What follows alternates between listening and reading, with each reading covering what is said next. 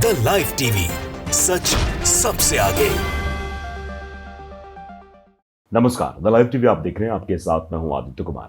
असम के मुख्यमंत्री हेमंत बिस्वा शर्मा की मुश्किलें बढ़ने वाली हैं क्योंकि कांग्रेस की तरफ से एनएसए के तहत गिरफ्तारी की मांग की जा रही है। दरअसल कहा जा रहा है कि उग्रवादी संगठनों से असम के सीएम हेमंत बिस्वा शर्मा ने हाथ मिला लिया है, उनके नेताओं के साथ मिलीभगत की है, जिसके बाद अब कांग्रेस की तरफ से ये मांग तेज हो गई है कि एनएसए लगाया जाए मुख्यमंत्री हेमंत बिस्वा शर्मा के ऊपर और उनको गिरफ्तार भी किया जाए। ये मांग अब असम में तेज होने लगी है। अब चलिए इस पर चर्चा क्या कुछ हो रही है, क्या कुछ लोगों का रिएक्शन है, ये भी बताएंगे।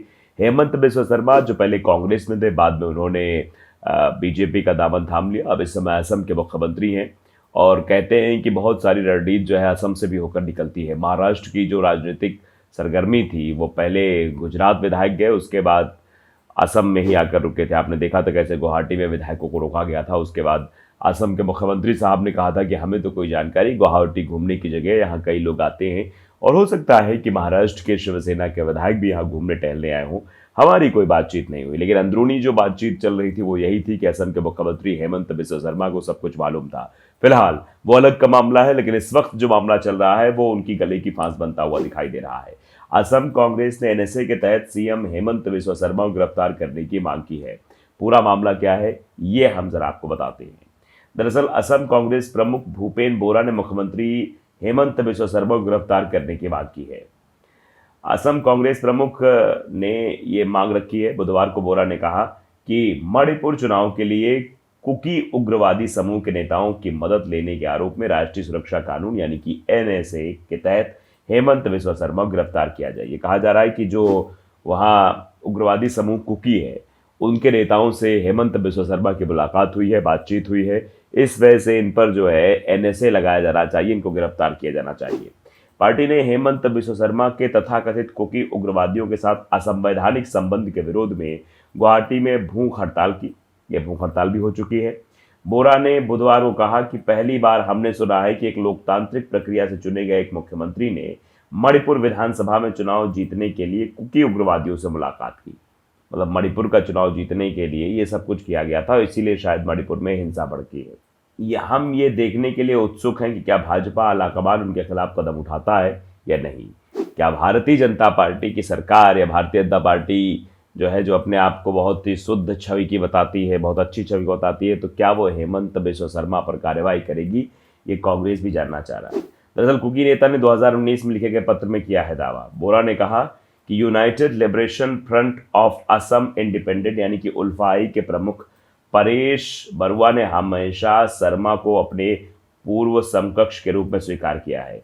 कुकी संगठनों में से एक के नेता की ओर से केंद्रीय गृह मंत्री अमित शाह को 2019 में एक पत्र में दावा किया गया है कि दो भाजपा नेता हेमंत बिस्वा शर्मा और राम माधव प्रभारी थे, दोनों ने 2017 के विधानसभा चुनाव को जीतने के लिए कुकी संगठनों की मदद ली थी।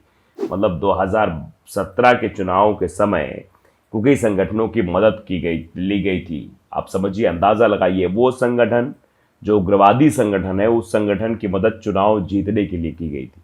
अब अंदाजा लगाइए और सोच का अंदाजा लगाइए इन दोनों नेताओं का। राम माधव पर ये आरोप लग रहे हैं और हेमंत बिस्वा शर्मा पर ये आरोप लग रहे हैं। बता दें कि भाजपा 2017 में पहली बार मणिपुर में सत्ता में आई और मुख्यमंत्री एन बीरेन्द्र सिंह के नेतृत्व में सरकार बनाई।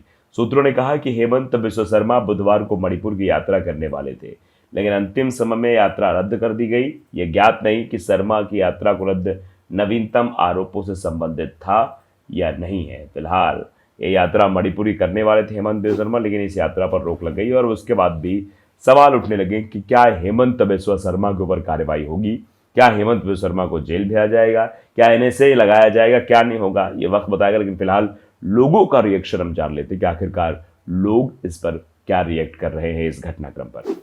रवल सागर है, माफ कीजिएगा, रवल सागर लिखते हैं कि राहुल गांधी ने बिस्किट नहीं दिए। मतलब राहुल गांधी ने बिस्कुट नहीं दिया। राहुल गांधी से बहुत सारी मांग कर रहे थे कांग्रेस में, वो नहीं मिली तो तड़ीपार से मिलकर लेता रहा। मतलब क्या लेता रहा, बिस्किट ही हो सकता है। साथ असामाजिक संस्थाओं का अपनी कुर्सी कायम करने के लिए, मतलब तड़ीपार से मिलकर लेता रहा साथ, मतलब तड़ीपार से मिले और उसके बाद साथ लेते रहे असामाजिक संस्थाओं का अपनी कुर्सी कायम रखने के लिए, यानी अपनी कुर्सी को बचाने के लिए असामाजिक संगठनों का साथ ले रहे थे असम के सीएम हेमंत बिस्वा शर्मा। नुमन खान है, नुमन खान में लिखते हैं कि गिरफ्तार, जांच, ये सब किताबों में लिखी हुई बातें हैं। मतलब ये जो गिरफ्तार करा जाएगा, ये जो कार्रवाई की जाएगी, जांच होगी, केस चलेगा, ये सब सिर्फ किताबी बातें हैं, कोई कार्रवाई नहीं होगी। यानी लोगों को भरोसा है कि भारतीय जनता पार्टी का अगर नेता है तो उस पर कोई कार्रवाई नहीं हो सकती है। उस पर कोई कार्रवाई होने का मतलब है कि बात बहुत बढ़ जा रहा है, आगे तक जा रहा है। ये सिर्फ किताबी बातें उन लोगों के लिए होती हैं जो सत्तासीन रहते हैं, जो सत्ता में रहते हैं। ओम प्रकाश सैनी लिखते हैं कि हेमंता खुद आतंकवादी, मतलब लोग कह रहे हैं, ये हम नहीं कह रहे हैं, वरना कल का जो है मुकदमा एक और इधर भी आ जाए। ये जनता कह रही है कि हेमंता खुद आतंकवादी है। इस्माइल हुसैन है, इस्माइल हुसैन भी रिएक्ट करते हुए लिखते हैं कि जब बम ब्लास्ट के आरोपन को सांसद बनवा दिया, मतलब बम ब्लास्ट, ये मध्य प्रदेश की बात हो रही है, आप समझ गए होंगे, मैं नाम नहीं लेना चाहता हूं। लोग बाग लिख रहे हैं कि जब जिसके ऊपर बम ब्लास्ट का आरोप है उसको सांसद बनवा दिया है, तो ये तो सिर्फ चिट्ठी लिखी है। ये तो एक चिट्ठी के हवाले से बात कही गई है कि भैया चिट्ठी है, चिट्ठी में इस बात का जिक्र है कि देखो हेमंत बिस्वा शर्मा और राम माधव ने 2017 के चुनाव को जीतने के लिए इन संगठनों की मदद ली थी, जो असामाजिक संगठन है, जो उग्रवादी संगठन है, उनकी मदद ली गई थी। इस चिट्ठी में बाकायदे ये बातें लिखी गई। अथर अली लिखते हैं कि राइट डिसीजन, मतलब ये डिसीजन कहने से इन पर लगाया जाए, ये बिल्कुल राइट डिसीजन, ऐसा होना चाहिए। एसएसपी नाम के ट्विटर यूजर लिखते हैं कि सत्ता पाने के लिए किसी भी हद तक गिरने वालों को देश की जनता अब पहचान चुकी है। जम्मू कश्मीर हो या मणिपुर, हर जगह एक आदमी की सक्रियता सामने आ रही है, लेकिन एजेंसियां 12 साल पुराने मामले में गिरफ्तारी कर रही हैं तमिलनाडु में। ये कहा जा रहा है कि एक व्यक्ति पर ये सुई लटक रही है। सत्ता पाने के लिए किसी भी हद तक गिरने वालों को देश की जनता पहचान चुकी है। बीजेपी वालों को पहचान चुकी है कि सत्ता पाने के लिए कोई भी पैतरा ये लोग अपना सकते हैं। साम दाम दंड भेद हर एक प्रक्रिया अपनाते हुए नजर आएंगे, सिर्फ सत्ता चाहिए। जम्मू कश्मीर हो या मणिपुर, हर जगह एक आदमी की सक्रियता सामने आ रही है, लेकिन एजेंसियां 12 साल पुराने मामले में गिरफ्तारी कर रही हैं तमिलनाडु में। जबकि एजेंसियां तमिलनाडु में 12 साल पुराने मामलों की गिरफ्तारी करने में लगी है। गणेश दत्त पांडे भी लिखते हैं कोई फर्क नहीं पड़ता, यानी हेमंत बिस्वा शर्मा पर कोई फर्क नहीं पड़ेगा। जो एनएसए लगाने की बात की जा रही है, जो कार्रवाई करने की बात की जा रही है, जो गिरफ्तारी करने की बात की जा रही है, इससे कुछ नहीं होने वाला, कोई फर्क नहीं पड़ता। सब मिले हुए, सब एक ही थाली के चट्टे बट्टे हैं। मोदी की टोली में सब भ्रष्ट और बेशरम है, ये सब बेशर्म है, सब भ्रष्ट है।